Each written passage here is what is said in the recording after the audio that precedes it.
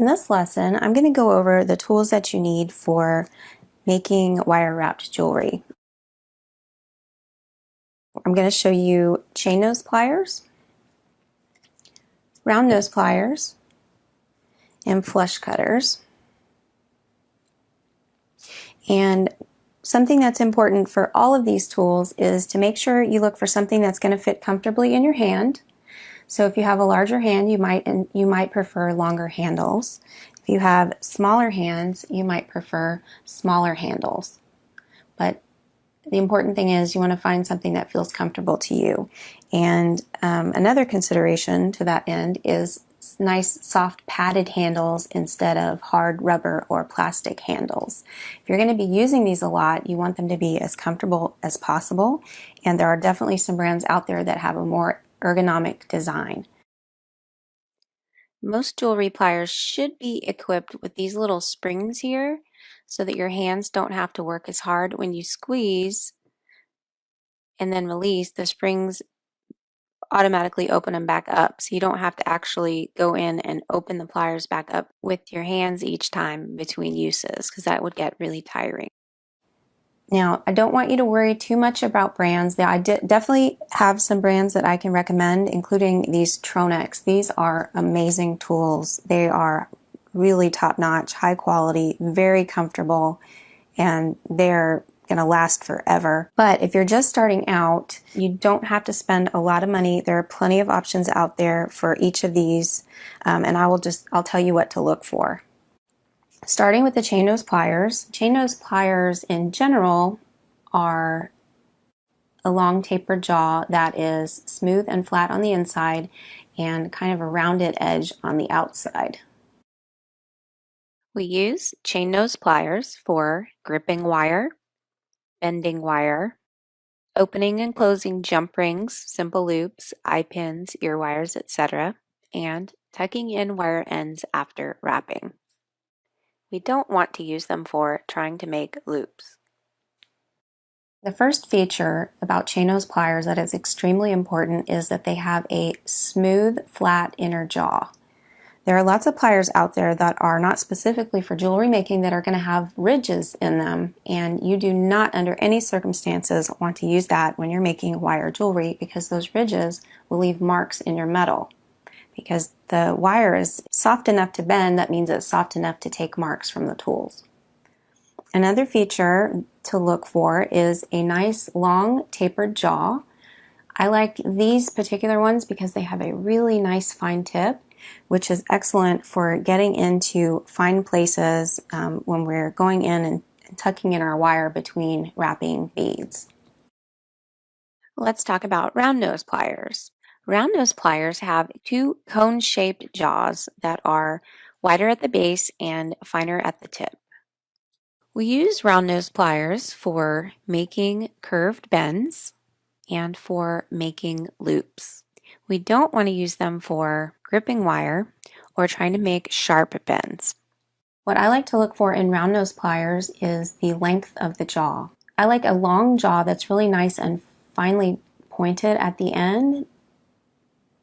This gives me a lot more options for the sizes of loops that I can make with this one tool. So depending on where you place your wire on the round nose plier jaw is going to determine the size of the loops that you make. So these can actually make a pretty decent sized loop down at the bottom to a really, really tiny loop up at the top, which is good also for starting spirals and making coils and things like that. Next are the flush cutters. This is a tool that you're going to use when you're clipping your wire. They're called flush cutters because they produce a nice flat cut. However, you have to use the back of the tool to get that flat cut. As the tool cuts through the wire, it only leaves a flat end on one side of the cut piece of wire. The other side, as you can see on the right, is going to have a bevel to it. So throughout the course, you're going to hear me say that a lot. Start with a flush cut, and that's what I mean. Use the back of your flush cutters to make that cut. Another thing to keep in mind for flush cutters, they should have a very fine tip. This is going to help you get in really close and snip right up where you want to clip the wire, so you don't waste a lot of wire and you don't have a lot of extra wire to deal with. These fine points are going to allow you to do that. But other times, when you're just cutting wire, if you're just cutting a length of wire, try to use the middle or the back of the plier jaw instead of the tip. You want to preserve the tip of your tool so they last longer and save those for just when you need to get into those tight spots. The rest of the time, if you're just cutting a piece of wire, you can clip it using the middle or the back of the jaw. That's going to help your tools last longer. Also, when you're using these, you're using the back side. Say you just want to trim off a little tip of wire, get in the habit of putting your finger over that or holding that wire somehow, or pointing it down towards the table as you cut, because that wire is going to go flying, and it's not really fun to have lots of little sharp pieces of wire in your carpet, but also they could fly up and hit you in the eye. So I recommend just getting in the habit of placing your finger on the top of the flush cutters here while you clip the wire. And that's not going to get your fingers because there's a nice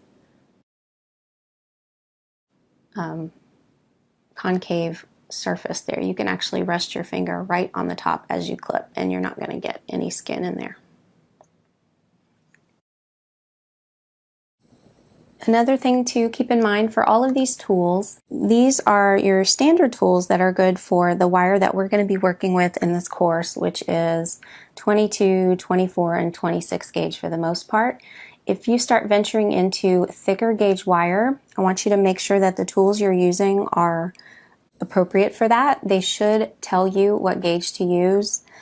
For example, I wouldn't want to use these really nice cutters on 14 gauge wire. That's going to be really too thick for these, and that's going to wear down and damage the tool.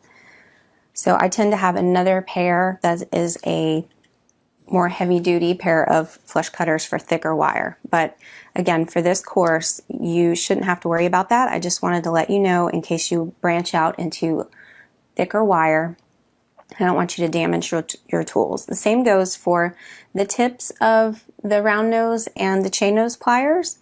If you're working with extra thick wire, say you're working with like 14 or 12 gauge, you're not going to want to use the fine tips of these pliers on those heavy gauge wires. I would recommend a sturdier pair of pliers that's specifically recommended for heavier wire for that.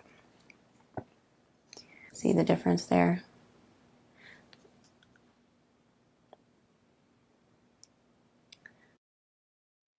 So that is your basic jewelry making pliers and cutters. In the next lesson, we are going to go over quickly some other miscellaneous tools and supplies that you'll need, and I'll see you in the next video.